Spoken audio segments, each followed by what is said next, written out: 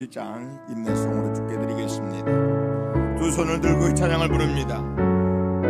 아멘 아멘. 찬양하라 내 영혼아, 찬양하라 내 영혼아. 내 속에 있는 것들아 다 찬양하라, 찬양하라 내 영혼아, 찬양하라 내 영혼아. 온 마음과 정성 다하여 주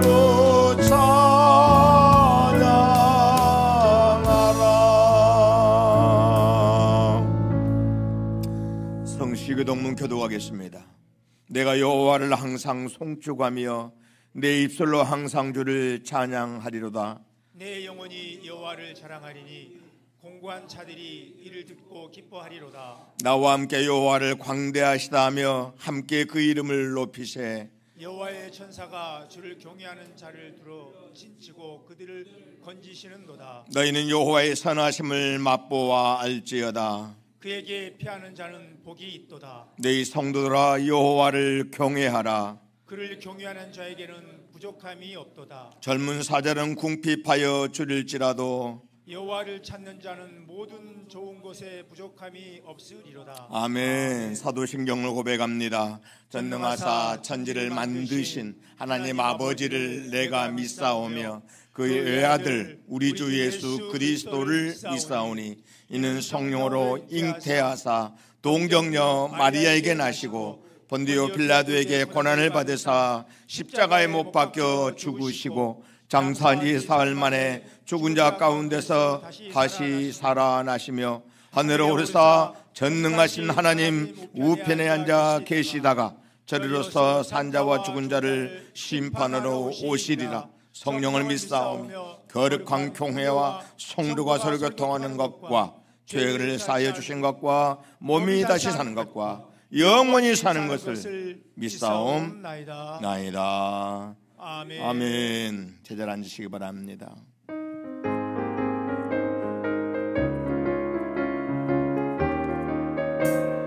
아멘. 내가 매일 기쁘게 순례의 길 행함은 주의 팔이 나를 안보함이요.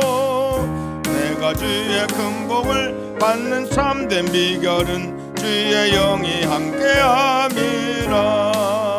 성령이 계시네, 할렐루야 함께 하시네. 좁은 길을 걸으며 밤낮 기뻐하는 것 주의 영이 함께함이라. 내 죄에 빠져서 평안함이 없을 때 예수 십자가의 공로 힘입어 그 발 아래 엎드려 참된 평화 얻음은 주의 영이 함께함이라며.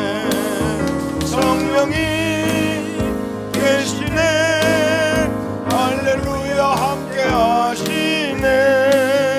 좁은 길을 걸으며 밤낮 기뻐하는 것 주의 영이 함께함이라.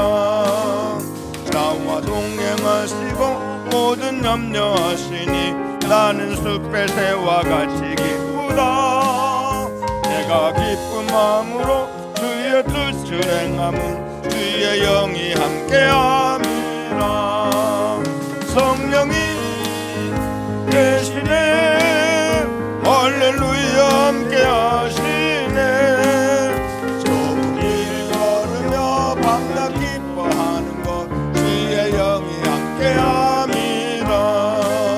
세상 모든 욕망과 나의 모든 능력은 십자가에 이미 못을 박았네. 내 밤이 지나고 무거운 짐 벗으니 주의 영이 함께함이라며. 성령이 계시네, 할렐루야 함께 계시네. 밤낮 기뻐하는 것 주의 영이 함께함이라.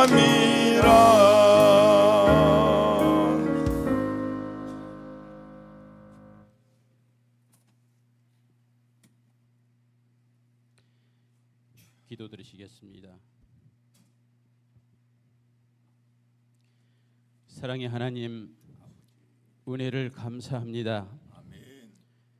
지난 한 주간도 저희들 주님 품에 품어주셔서 주님의 따스한 온기를 느끼며 평안히 지내게 하시고, 오늘도 거룩하고 복된 예배의 자리에 불러주셔서 감사합니다. 아멘.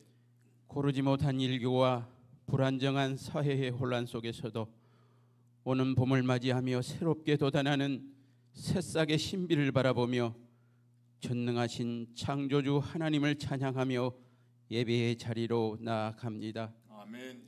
우리 예배를 받으시고 사모하는 저희들에게 풍성한 은혜로 충만하게 채워 주시옵소서. 아멘. 하나님 아버지, 광야 같은 세상에 믿음으로 살기를 원하지만 여러 가지 어려움의 문제와 유혹에 넘어지는 저희의 연약함을 불쌍히 여겨 주시고, 아멘.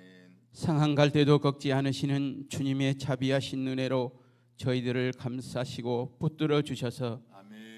다시금 주님 바라보며 믿음으로 일어서게 하여 주시옵소서. 아멘. 분주한 세상의 삶 속에 묻혀버린 우리 영혼의 현주소를 발견하게 하시고, 우리 가운데에 토사르고 있는 어둠의 권세를 물리치고 우리를 향한 하나님의 비전을 쫓아 거룩하게 쓰임받는 아름다운 하나님의 사람들로 세워주시길 간절히 기도합니다. 아멘. 우리 대한민국을 사랑하신 주님, 하나님의 특별하신 섭리와 은혜로 여기까지 인도해 주심을 감사합니다. 아멘. 이 나라를 통하여 하나님 영광 받으시길 원하시며 함께 하신 줄 믿습니다. 아멘. 지금 어지럽고 혼란한 시기를 보내고 있습니다. 이 땅에 불의와 거짓된 이념들이 사라지게 하시고 아멘. 하나님의 공의와 정의가 바로 세워져 하나님의 뜻이 어소속히 이루어지도록 역사하여 주시옵소서. 아멘. 또한 주님의 핏값으로 세워진 한국교회가 말씀으로 돌아가 예수 그리스도의 능력을 회복하게 하시고 아멘. 생명의 빛으로 어두운 세상을 밝힐 수 있도록 사랑의 은혜를 부어 주시옵소서. 아멘. 하나님, 우리 행복한 교회가 이 가운데의 시대적 사명을 감당하게 하시고 이웃의 아픔과 어려움을 돌아보며 주님의 사랑을 실천하는 교회가 되게 하시고 많은 영혼을 주께로 돌아오게 하는 은혜를 베풀어 주시옵소서. 아멘. 우리들의 심령을 성령의 능력으로 날마다 새롭게 하시어 힘을 얻게 하시고 어두움이 드리운 이 세상에 주님의 빛을 비추는 삶이 되게 하시고 상처받고 방황하는 영혼들을 돌아보며 예수 사랑 전하는 복음의 나팔수가 되게 하여 주시옵소서. 아멘. 세우신 담임 목사님 성령의 권능과 지혜로 덧입혀 주셔서 주님이 맡기신 목양의 사명 예수님의 마음으로 잘 감당하게 하시고 아멘. 물된 동상 같은 우리 교회와 성도들로 세워져 갈 수 있도록 인도하여 주시옵소서. 아멘. 통역하시는 이사야 목사님에게도 사역의 기쁨 주셔서 주님이 행하실 비전 앞에 귀하게 쓰임받는 목자의 사명 잘 감당할 수 있도록 인도해 주시길 기도합니다. 아멘. 특별히 다음 세대의 우리 아이들과 젊은이들이 주님 품에 건강하게 자라나게 하시고 세상의 유혹과 혼란 속에서도 진리의 길에 서서 하나님을 경외하는 믿음의 사람들로 성장케 하여 주시옵소서. 아멘. 또한 병중에 있는 연약한 성도들 주님의 옷자락 붙잡고 고침받기를 원하오니 여호와의 치료의 광선을 비춰주셔서 예수 그리스도의 이름으로 고침받게 하시고 여호와의 영광이 드러나는 삶으로 일어서게 하여 주시옵소서. 아멘. 또한 여러 가지 말 못할 인생의 문제를 주의 이름 부르며 간구하는 성도들 주님만이 우리의 피난처시며 반석이시며 구원자이심을 믿으며 나아가오니 우리의 두려움과 염려를 주님의 평안으로 바꾸어 주시옵소서. 아멘. 십자가의 능력으로 이전 것은 지나가고 새롭게 되는 새 생명의 삶을 누리게 하여 주시옵소서. 아멘. 이제 다음 주일부터 오후 시간에 찬양과 기도와 말씀 듣는 시간을 정하여 싸우니 우리 온 성도들이 주실 은혜 사모하게 하시고 함께 모여 주님 찬양하는 기쁨이 넘치게 하옵소서. 아멘. 이 시간 드리는 예배를 주님 기뻐 받으시고 사모하는 저희들에게 풍성한 은혜 주시길 원하옵고 십자가의 사랑으로 우리를 구원하신 예수님의 이름으로 기도드리옵나이다. 아멘.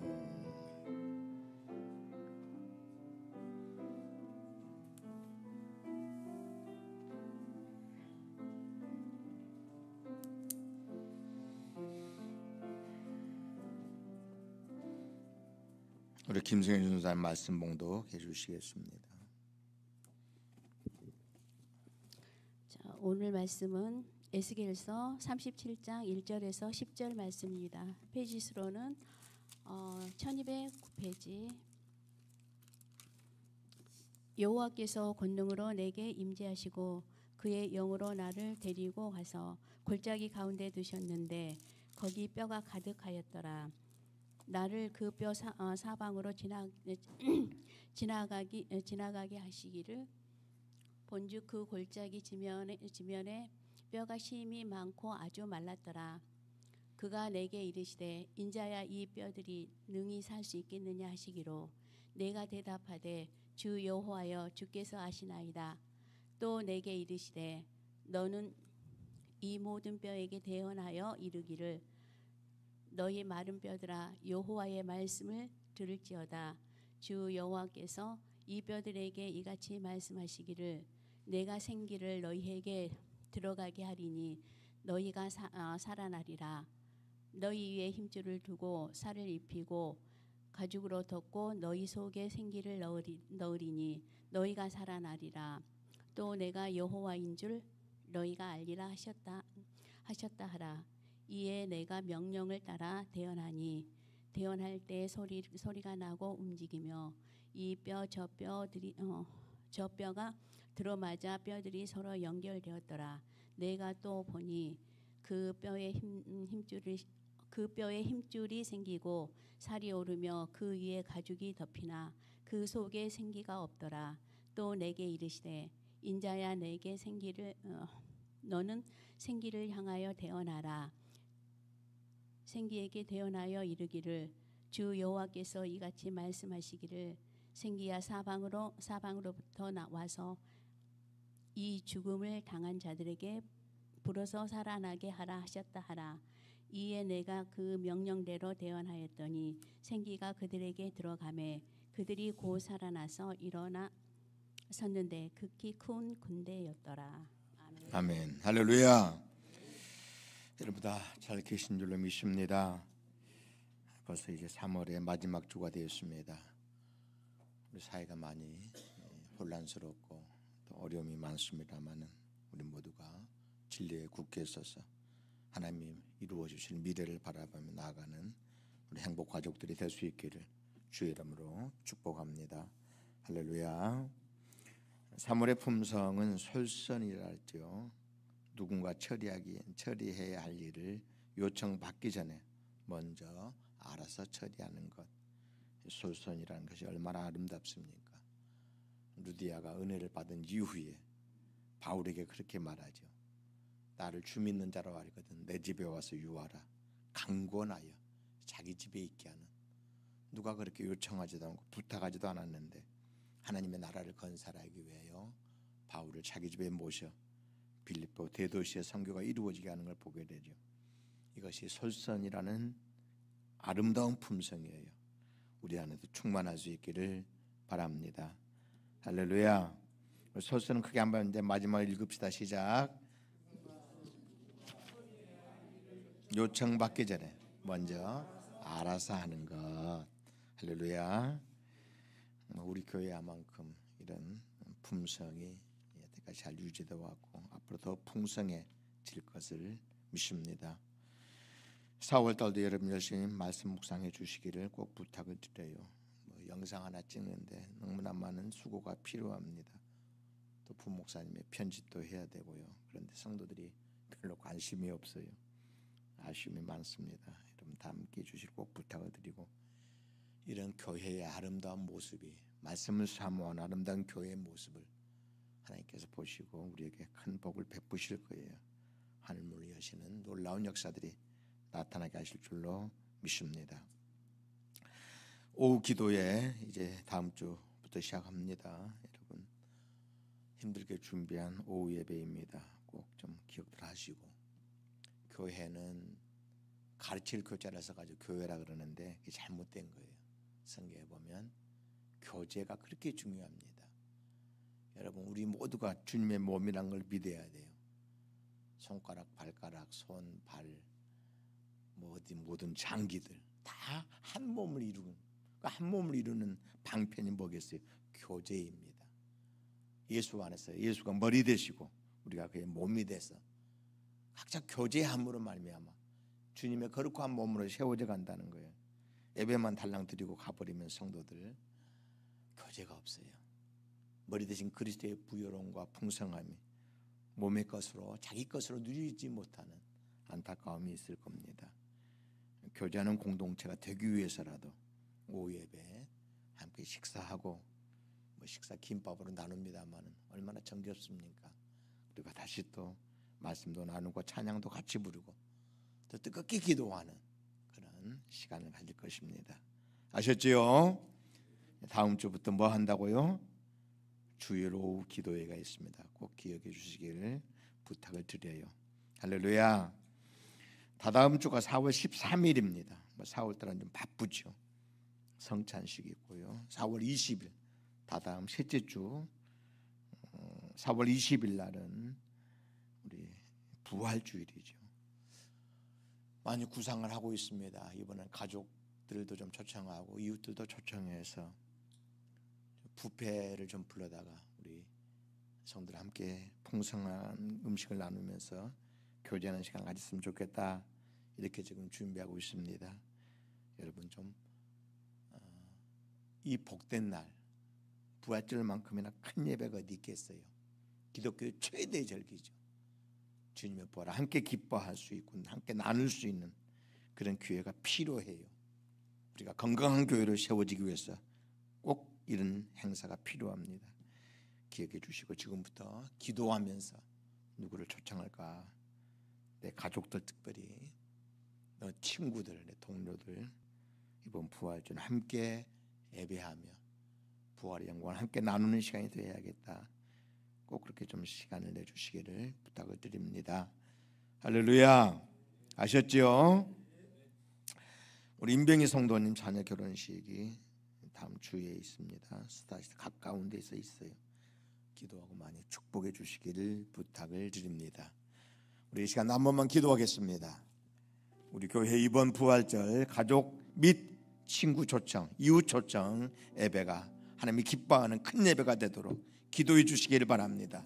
이 민족이 이 나라가 속히 회복되어 하나님께서 높이 쓰시는 아름다운 이 민족이 되게 하소서. 또한 기도해 주시기를 바랍니다. 이 두 가지 기도 제목을 가지고 우리가 잠깐만 기도하도록 하겠습니다. 다 함께 기도합니다. 아버지 하나님, 이 백성들의 간구와 기도에 이 시간도 귀를 기울여 주옵소서. 응답해 주시옵소서. 주여, 우리 행복한 교회가 부활 주일마다 초청 예배를 드립니다. 이번에도 가족과 이웃들을 초청해서 우리 아버지께 영광을 돌려드리기를 원합니다. 하나님 역사해 주옵소서. 많은 분들의 초청받아서 이 재단을 가득 채우는 역사가 있도록 은총을 베풀어 주시옵소서. 또한 아버지 하나님, 간절히 빌고 사모하는 것은 이 민족이 이 나라를 위해서 기도하나이다. 회복시키시옵소서. 아버지 손에 아름다운 나라가 되어져서 세계 선교의 아름다운 장으로 쓰임받게 부족함이 없도록 이 민족 조국 교회를 지키시고 이 민족이 나라를 사랑하시고 축복해 주시옵소서. 아멘, 아멘.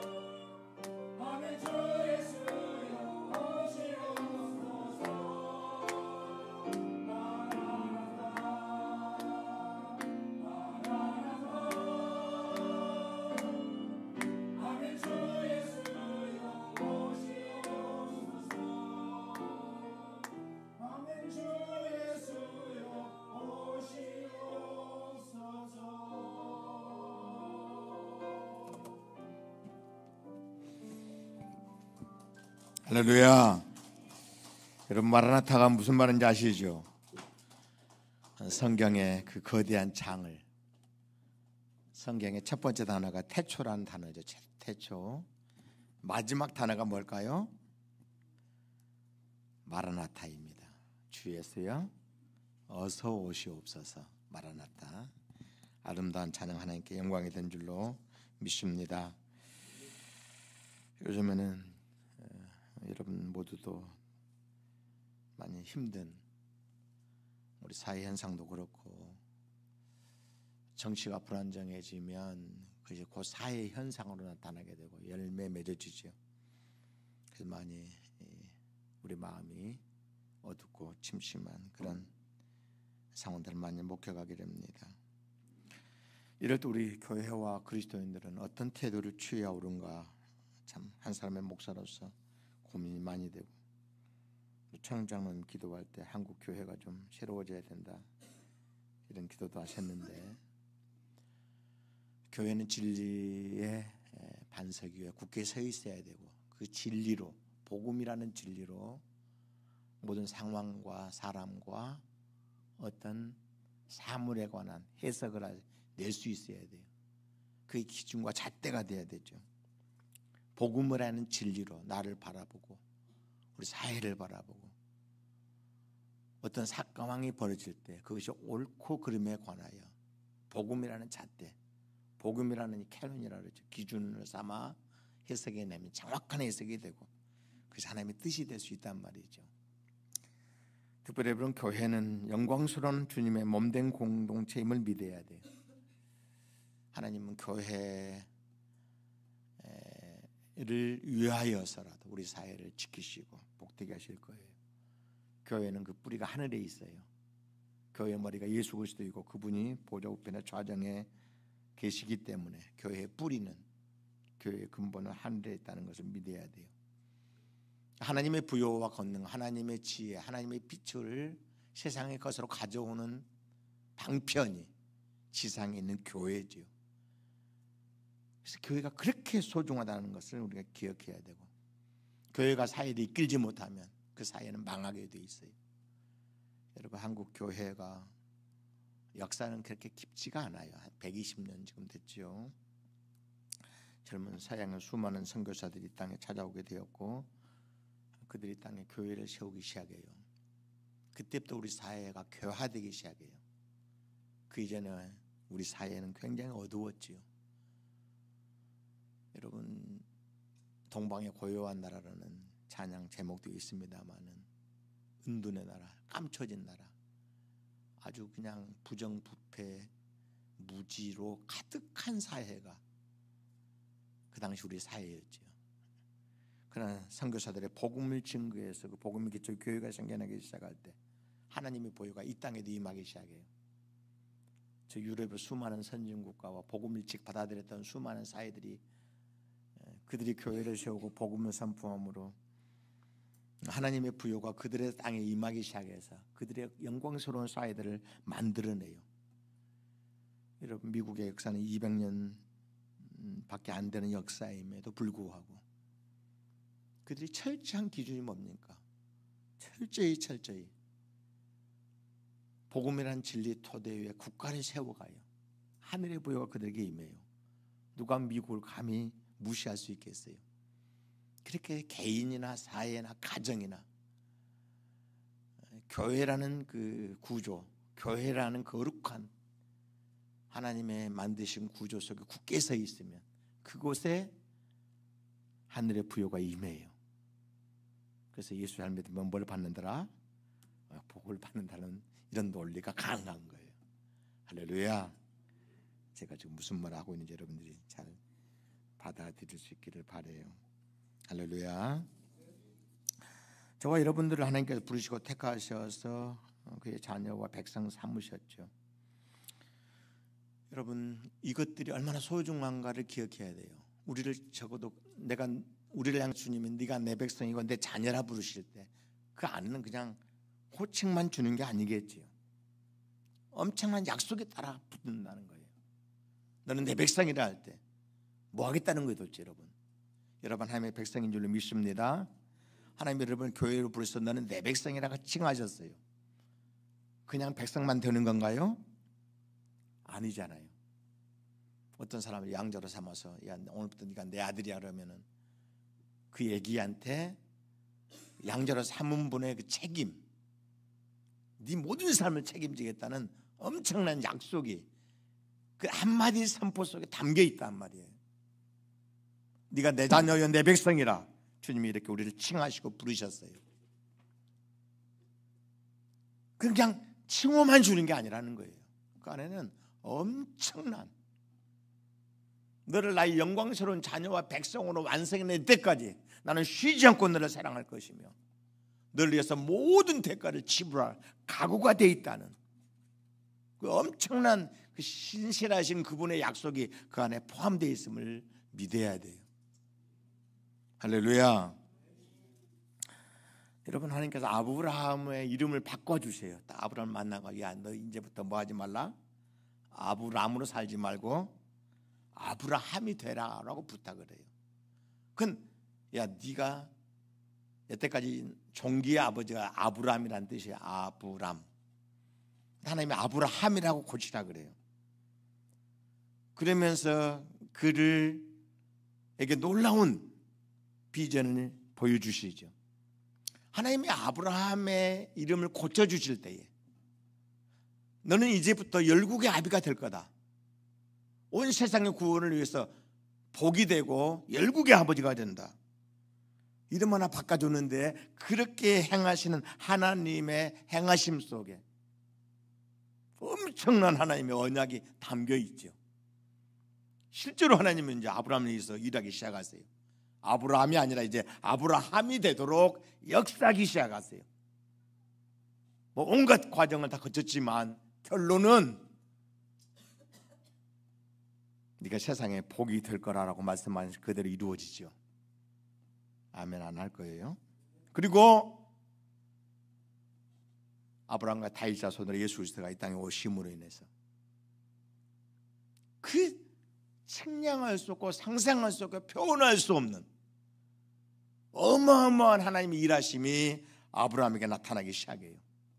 여러분 아브라함의 삶의 신비를 어떻게 해석해요? 하나님이 일하심에 찬하는 결과가 아브라함이라는 존재, 그 이름이라는 거예요.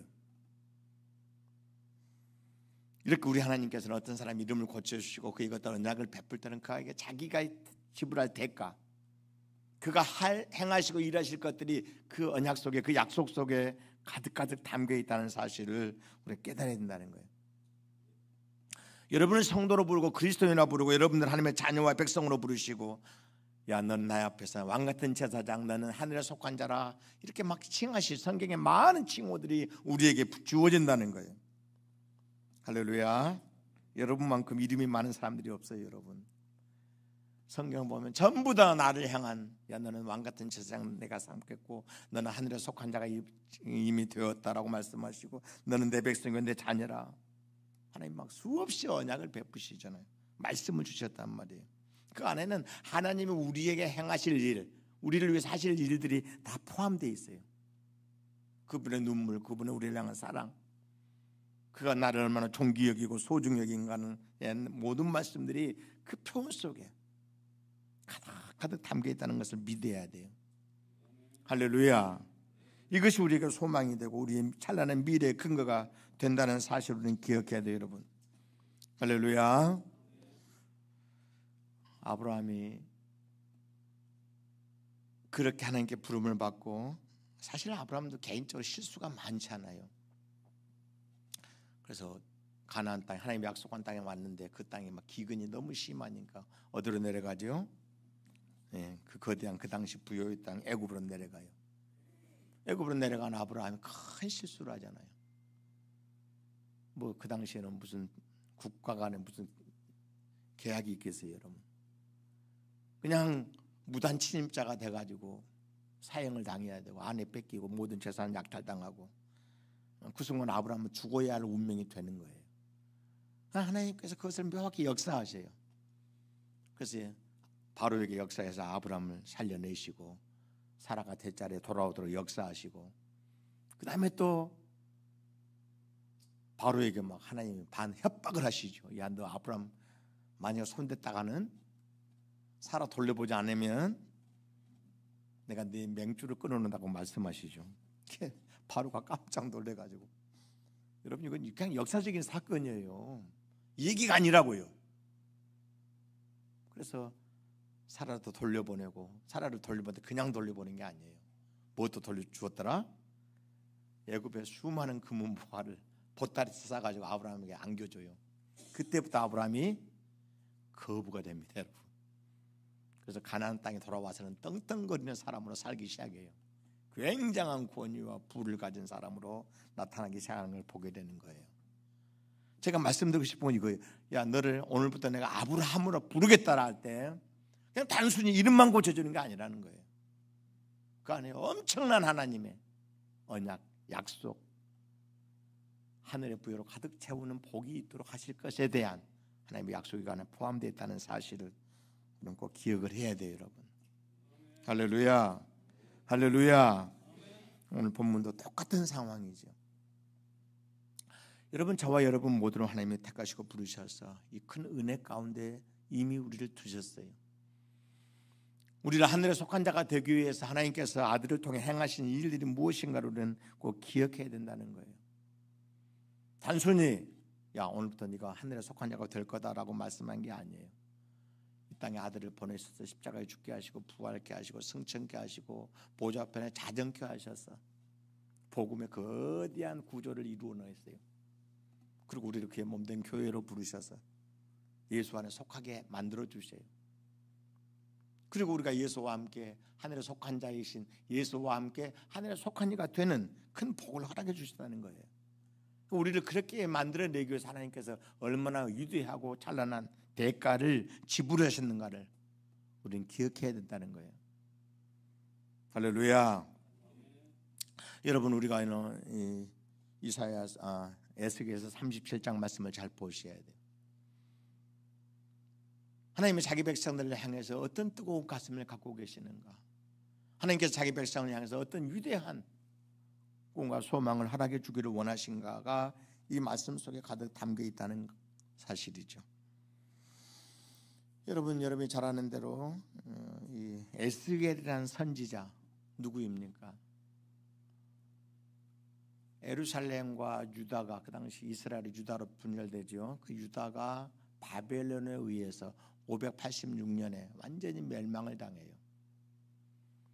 아주 모든 유다 사람들이 다 살육을 당합니다. 바벨론의 그 군사들의 칼날 아래 모든 사람이 다 처형을 당하고 죽임을 당해요. 그럼 전쟁은 무서운 거지요. 우리나라에서도 막 전운이 가끔 가득하고 뭐 전쟁 얘기가 나옵니다. 그건 너무너무 무서운 얘기예요. 그런 말 자체가 나오지 않게 해야겠죠. 전쟁은 이겨도 엄청난, 이미 나라가 끝장이 나는 거죠. 여러분, 러시아하고 우크라이나가 싸우고 있는데, 하마스하고 이스라엘이 싸우고 있는데 거기서 무슨 승리가 있어요, 여러분? 이미 그냥 나라가 폭삭 망하도록 엄청난 대가가 지불됐겠죠. 그런 전쟁을 왜 해야 되냐고요. 서로가 망하는 길인데. 우리나라에서 그런 일이 있으면 어떻게 되겠어요, 여러분? 어떤 경우도 있어서는 안 될 그런 상황이 되겠죠. 여러분, 이스라엘이 바벨론 침입을 당하죠. 엄청난 멸망, 아주 처참하게 잠혹한 상태로 예루살렘과 이스라엘이 짓밟혀요. 돌 하나 남지 않았다 그랬어요. 예루살렘 성벽이 완전히 회파되고, 성전이, 그 거룩한 성전이 빛이 가득했던 그들의 영혼의 요람이라고 했던 성전도 정말 돌 하나 남지 않고 완전히 다 파괴돼 버려요. 모든 유다 사람들은 다 살육을 당하게 되고, 극히 소수만, 다니엘부터 시작해서 극히 소수만 그 먼 곳 바벨론 땅에 포로로 끌려가지 않아요. 하나님의 백성, 하나님께서 택한 자녀들이 이 무서운 시련을 겪어요. 물론 여러분 그 원인을 분석해 보면 그들이 엄청난 실수를 하죠. 이미 하나님께서는 바벨론을 일으키사 하나님의 뜻을 이루기를 원하셨어요. 여러분이 잘 아는 대로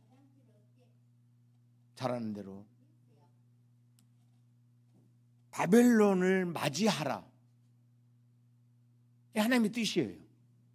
선지자를 통해서 하나님의 바벨론을 통해서 사실 일에 대해서 성경에 보면 말씀해 주셔요. 근데 이제 불행하게도 유대의 지도자들이 그걸 받아들이질 않아요. 친애굽 정책을 쓰지 않아요. 그래서 결국은 바벨론 침략을 당하게 되었고 무서운 결과를 맞이하게 돼요. 아재 그 작은 나라 유다가 생존 자체가 불가능하도록 파괴가 되어버리는 거예요, 여러분. 이런 절망적인 상황. 물론 우리 크리스찬들의 삶도 마찬가지예요.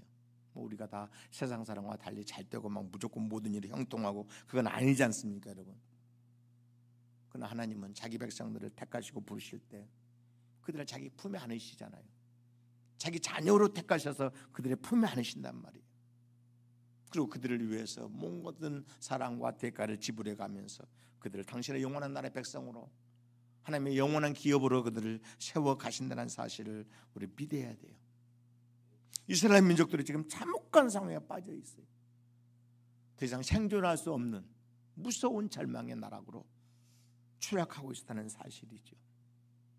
더 이상 아무런 생존의 기대를 가질 수 없는, 마치 말기암 환자처럼 아무것도 기대할 수 없는 온통 절망으로만 눌려있는 그 상황으로 빠져들어가기 시작했다는 거예요, 여러분.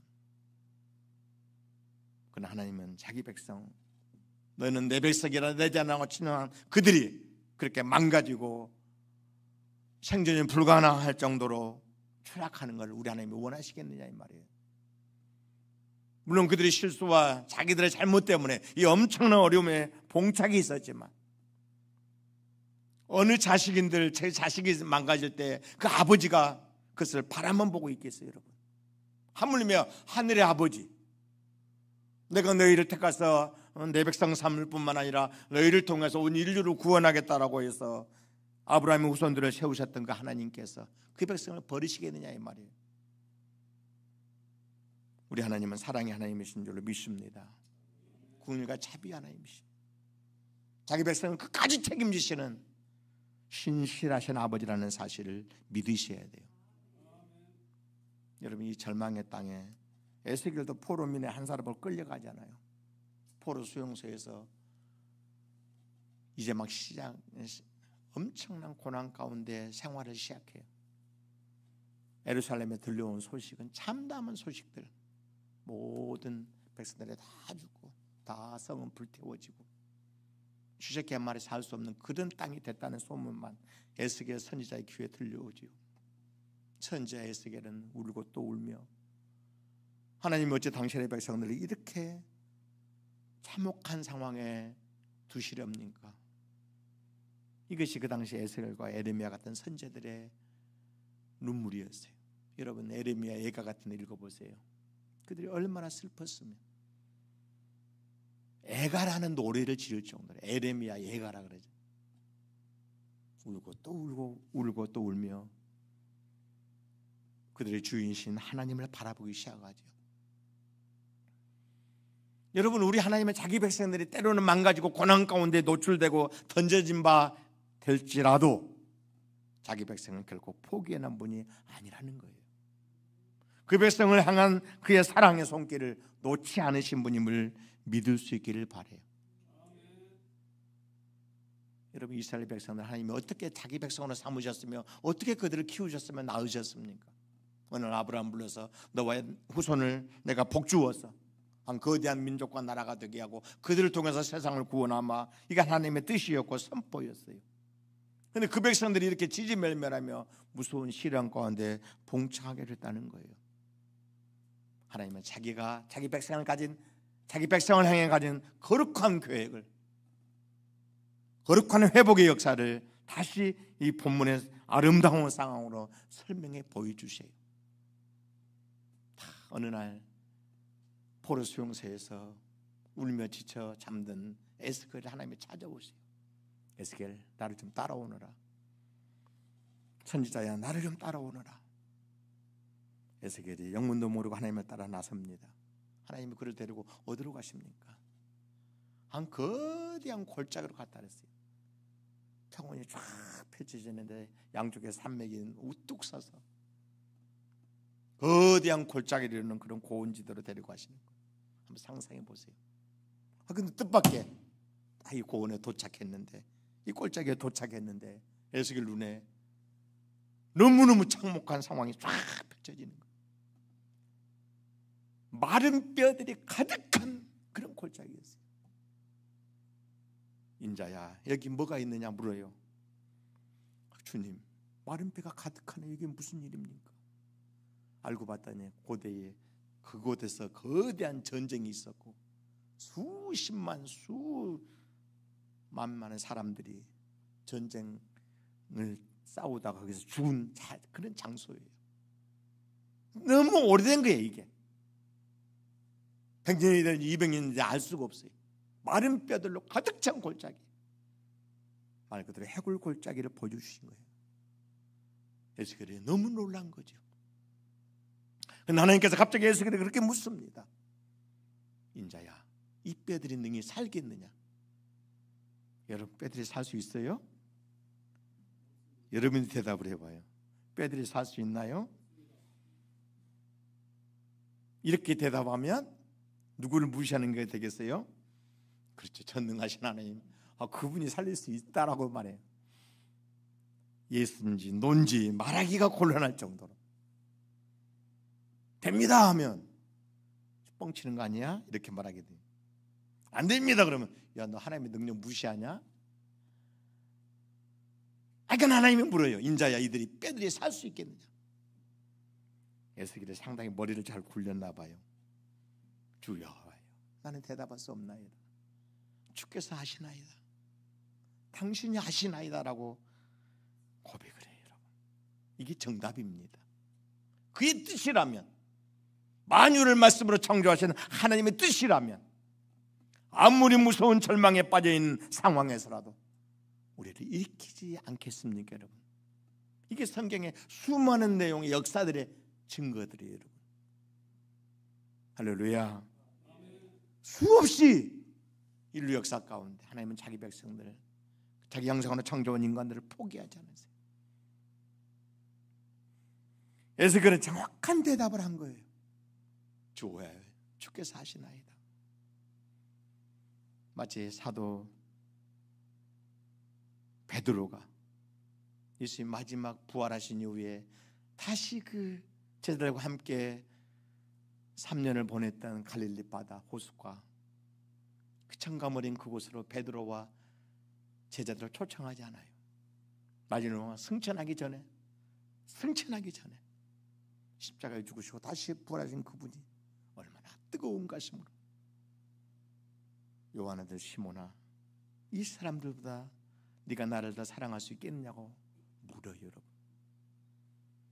왜 그런 질문을 던졌을까요? 베드로의 마음을 예수님이 몰라서 그랬을까요? 이미 다 알고 있죠 여러분.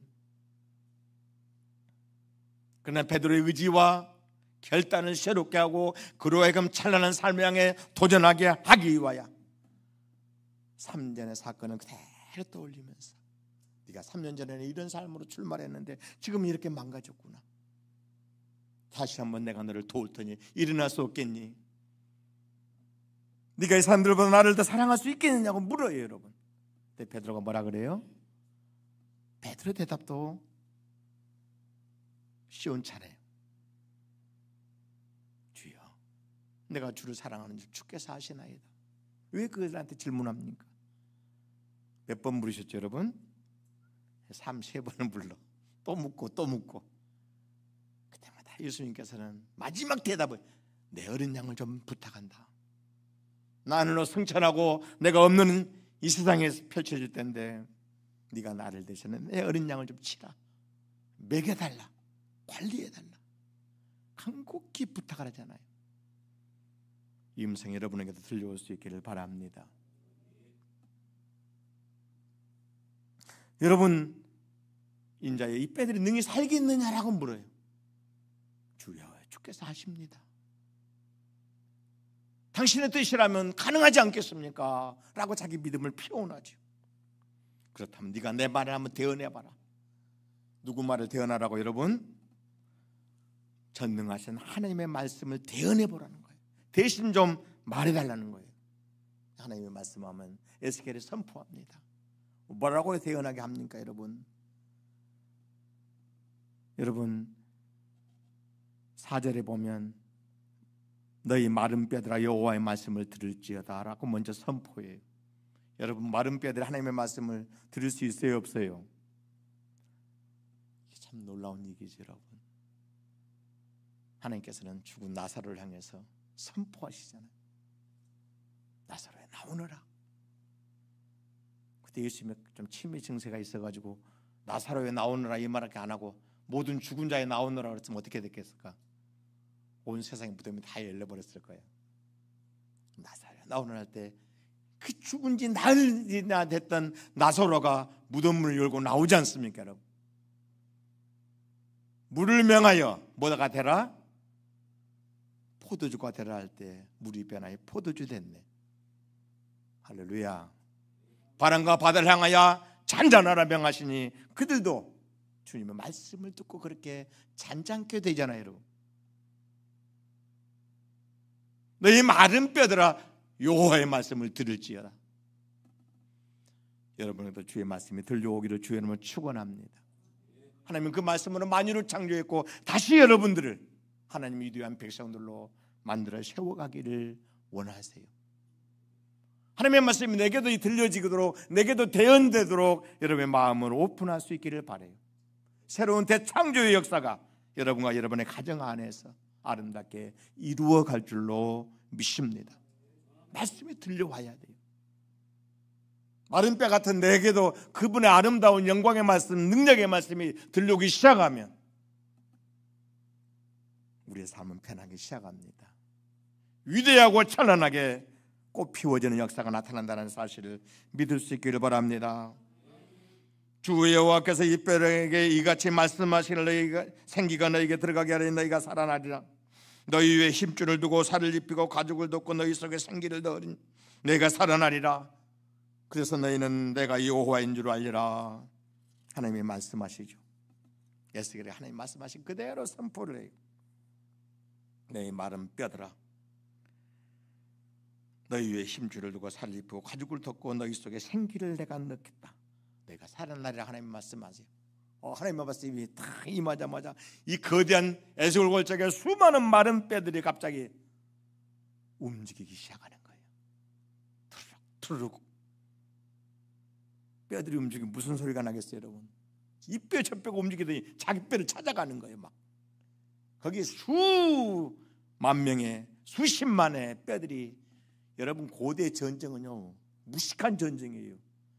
막 칼로 상대방의 목을 베서 수천 명의 수만 명의 골짜기에서 다 전사해준 이런 골짜기 거기가 얼마나 많은 시체가 거기 널려 있겠어요. 근데 그것이 100년이 되고 200년이 돼가지고 아주 그냥 풍상에 마르고 또 말라서 도무지 소망이랑은 찾아볼 수 없는 그런 뼈로 변해버렸다는 거예요. 그 하나님의 말씀이 그곳에 임하고 하나님의 말씀이 대언될 때 역사가 나타나요. 뼈들이 자기 뼈를 막 찾아가는 거예요. 우두둑 우두둑 움직이면서. 제가 어렸을 때요 참 처참한 광경을 늘 보며 성장했어요. 제 동네가 이렇게 아늑한 우리 천장로님과 함께 살았던 그 동네가 아늑한 동네. 바로 앞에 안산이라는 산이 있고 그 앞에 큰 골짜기가 하나 있어요. 여러분. 어렸을 때 막 나무하러 다니잖아요. 근데 가면 막 해골들이 널려 있는 게 신기하게. 그리고 막 돌무더기가 사방에 있어요. 그래서 이게 뭔가 해서 어느 할머니한테 물어봐. 할머니 거기 갈 때마다 이런 시체 막 뼈들이 막 마른 뼈들이 막 그 골짜기 가득한데 웬일이에요? 물어봤더니 요순발라 사건 때 고흥에 있는 젊은 청년들을 반란군들 잡아다 거기서 처형하고 또 경찰들 또 잡아다가 젊은이들 처형하고 임자가 없으니까 이거 동네 사람들 가서 불쌍하니까 돌로 막 덮어준 거래요. 시간이 지나니까 돌이 다 무너지고 뼈들만 막 돌아다니고 해골 떼도 돌아다니고. 그래서 어렸을 때 제가 보면서 늘 본문의 말씀을 생각했어요. 여러분. 에스골 골짜기에 그 참혹한 환경, 하나님의 말씀이 능력 있게 임할 때에 우두룩 뼈들이 자기 뼈를 찾아가서 뼈가 쫙쫙쫙 맞춰주는 거예요. 그 다음에 그 안에 힘줄이 생겼다 그랬어요. 그 다음에 가죽으로 덮였다 그랬어요. 딱 보니까 이미 금방 죽은 사람처럼 딱 누워 있는 거야. 그러나 뭐가 없더라? 마지막에 생기가 없었다 그랬어요. 하나님이 다시 말씀해, 생기야 사방에서 날아와서 이들에게 생기가 들어가라고 선포하세요. 사방에서 생기가 들어오더니 이 죽은 자 시체에 임하기 시작해. 그때 그들이 살아 일어나게 됐다. 할렐루야. 여러분 10절에 보면 이에 내가 그 명령대로 되어나있더니 생기가 그들에게 들어가며 그들이 곧 살아나서 일어나서는데 큰 뭐였더라? 군대였다 그랬어요. 어마어마한 군대가 죽은 상황을 다시 회복이 돼요. 거대한 군대로 회복되는 역사를 보여줬다는 거예요. 여러분 하나님께서 왜 이런 환상을 선지자 에스겔에게 보여줬을까요? 그 당시 포로로 끌려간 예루살렘은 완전히 왕창 망해버렸고 소수의 사람들만 바벨론 땅 가서 포로 생활하는데 그들의 처참한 모습을 보여주는 거예요. 하나님 편에 볼 때는 자기 백성들이 그렇게 처참하게 무너지고 참혹한 상황에 놓일 때 하나님이 그들에게 자기가 어떤 소망이 될 것인가를 말씀해 준 것이 본문의 상황이 된다는 거예요. 때가 되면 나 여호와의 말씀이 너에게 임할 것이고 그 말씀이 임하는 곳마다 이런 기적과 은혜와 회복의 역사가 나타나게 되리라는 하나님의 신령한 선언이었고 선포였던 거예요. 사랑하는 성도 여러분, 이 환상을, 이 마른 뼈의 환상을 그 당시 이스라엘 향한 하나님의 계획과 뜻으로만 여기시면 안 돼요. 우리 사회가, 우리 한국 교회가, 또 저와 여러분의 가정과 우리의 개인의 삶들이 때로는 내 자신은 부유롭다 할지라도, 부자라고 자부할지라도 성경에 뭐라 그래요? 여러분, 너가 가난하다 그러잖아요. 우리는 자꾸 세상적인 기준에 의해서 나를 평가하니까 내가 배가 부르고 뭐가 대단한 사람인 것처럼 보이지만 원래부터 인간은 한 줌의 흙에 불과해요. 여러분, 겸손해야 돼요. 하나님의 눈에는 마른 뼈와 같은 도무지 소망이 없는, 앞을 보아도 뒤를 보아도 옆을 보아도 한 가닥의 희망을 발견할 수 없는 존재로 우리가 세움을 받을 수 있다는 사실이죠. 그러나 여러분 기뻐하십시오. 우리의 존재가 설령 그럴지라도 우리 하나님이 여러분을 택하셨어요. 저와 여러분의 행복한 교회라는 교회 속에 들어오게 하셨어요. 여러분, 그래서 참으로 왕이신, 참된 생명이신, 부활이고 능력이신 교회의 머리 되신 그리스도 안에 있게 하셔서 하나님의 만세전에 가시던 거룩한 계획과 그분의 거룩한 비전과 뜻들이 여러분의 삶을 통해 꽃 피워지기를 원하고 계신다는 사실이죠. 여러분, 우리 모두가 진정한 그리스도의 교회로 우리 자신을 자리매김하고 하나님의 백성으로 살기를 원하는 열정이 있다면 하나님의 뜻이 여러분 안에서 꽃 피워질 겁니다. 그분은 결코 우리를 포기하지 못하신다는 거예요. 어떤 부모가 자식을 포기하든가요, 여러분, 자기가 어떤 대가를 지불해도 포기되지 않는 것이 자식인 거예요. 하물며 살아계신 하나님께서 저와 여러분들을 그의 자녀와 백성 삼으셨는데 우리가 조금 실수했다고 던져버리고 포기하고 이제부터는 내 백성 아니다, 너는 내 자식 아니야, 나랑 결별하자, 이럴 하나님이시겠냐. 자기 대가를 얼마든지 지불해서라도 우리를 새롭게 하시는 하나님이심을 믿어야 돼요. 우리가 하나님을 모시고 사는 것이 얼마나 큰 복입니까? 하나님을 섬기고 사는 것이 얼마나 위대한 복인가를 우리 모두는 꼭 기억하셔야 됩니다. 할렐루야, 할렐루야.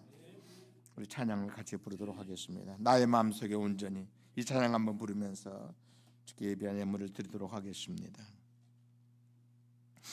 한번 띄워줘 보세요. 나의 마음속에 온전히 주님만 모셔놓고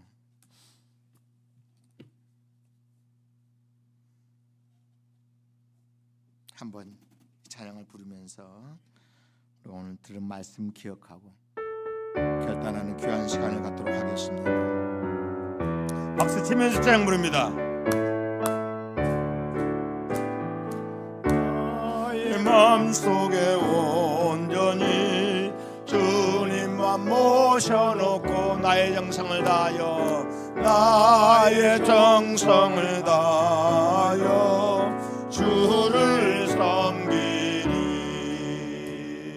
기쁘나 슬프나 오직 한맘 주 위에 한평생 주만 모시고 찬송하며 살리. 아멘. 주는 나의 큰 능력, 주는 나의 큰 소망. 내가 항상 영원히 주님만을 섬기리. 항상 남께 계셔서 떠나지 마옵소서. 주를 섬기는 내 정성 받으옵소서. 기쁘나 슬프나 오직 한맘 주의. 아멘 아멘.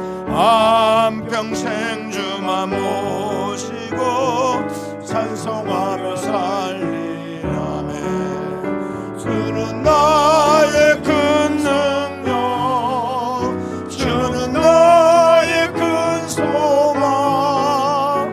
내가 항상 영원히 주님만을 섬기리. 그만 섬기고 사는 것 없는 기쁨이요. 주가 내 안에 계셔서, 주가 내 안에 계셔서 동거함이라네. 기쁘나 슬프나 오직 한맘 주위에 한평생 주만 모시고 찬송하며 살리. 아멘.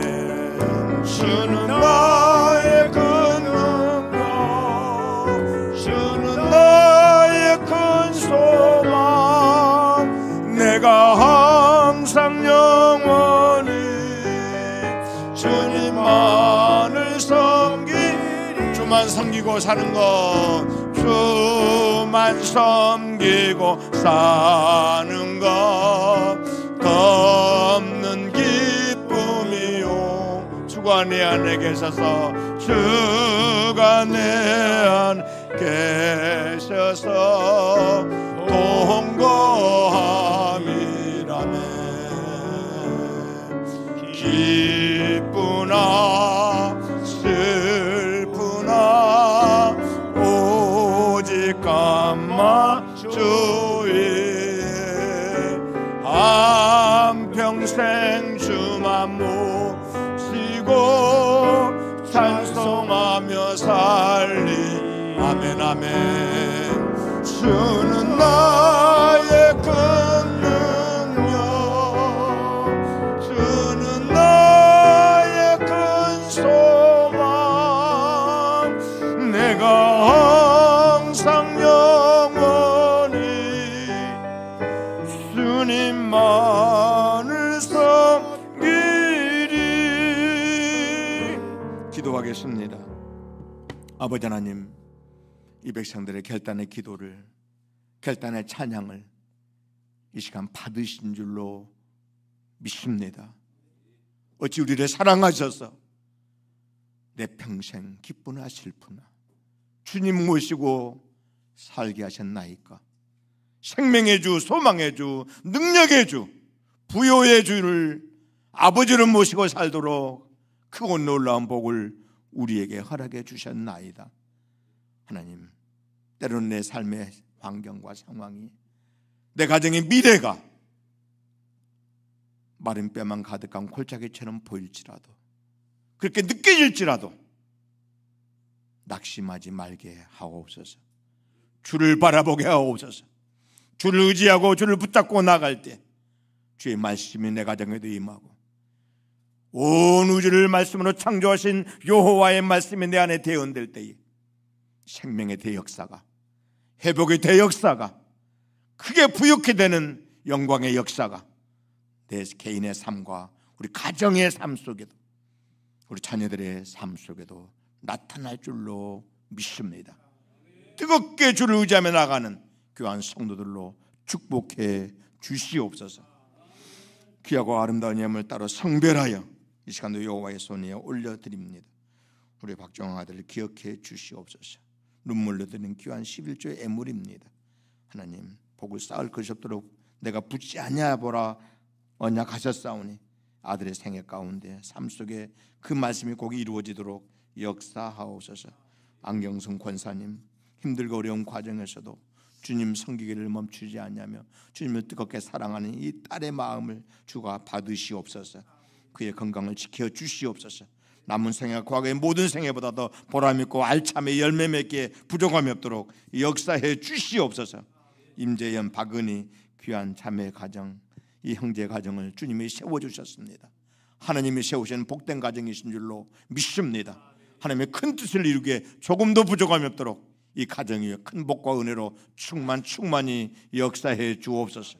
저들이 교회 가고 뜻하고 참으로 기도하는 바들 하나님이 받으시고 들으셔서 힘있게 크고 비밀한 일로 이루어 주시는 가정 든든히 세워 주시옵소서.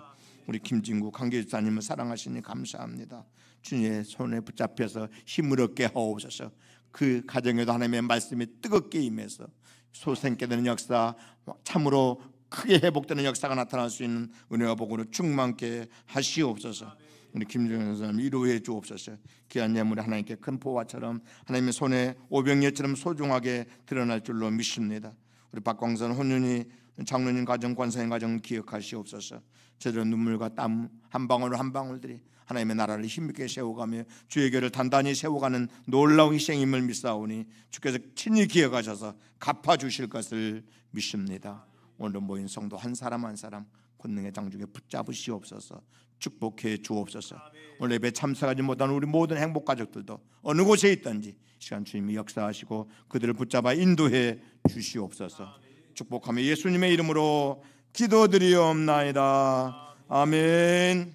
다 함께 일어나시기 바랍니다. 두 손을 들고 찬양을 부르도록 하겠습니다. 아멘 아멘. 이 천지가 마물들어 복 주시는 주여 전능 성부 성자 성령 찬송하고 찬송하세. 아멘. 복의 근원 되시는 우리 구주 예수 그리스도의 그 크신 은혜와 하나님 아버지 하나님의 그 크신 사랑하심과 성령님의 부욕케 하시는 무한하신 은총이 모인 성도들 머리 위에, 저들의 가정 위에, 자녀들 머리 위에, 저들의 모든 기업들 위에 이제부터 영원토록 함께 계실지어다. 아멘.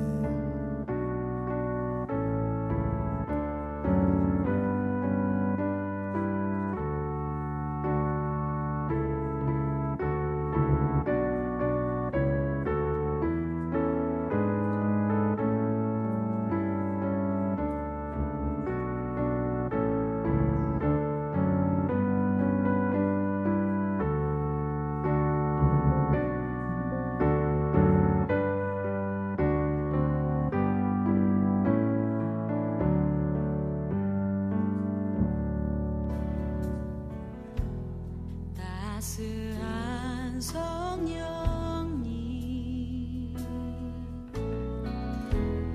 마음으로 보내 내 몸을 감싸며 주어지는 평안함 만족감을 느끼네.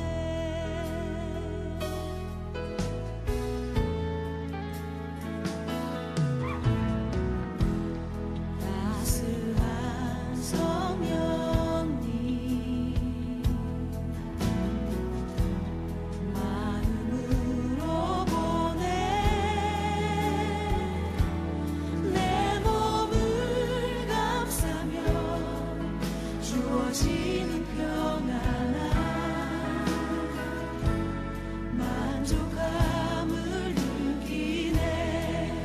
부르시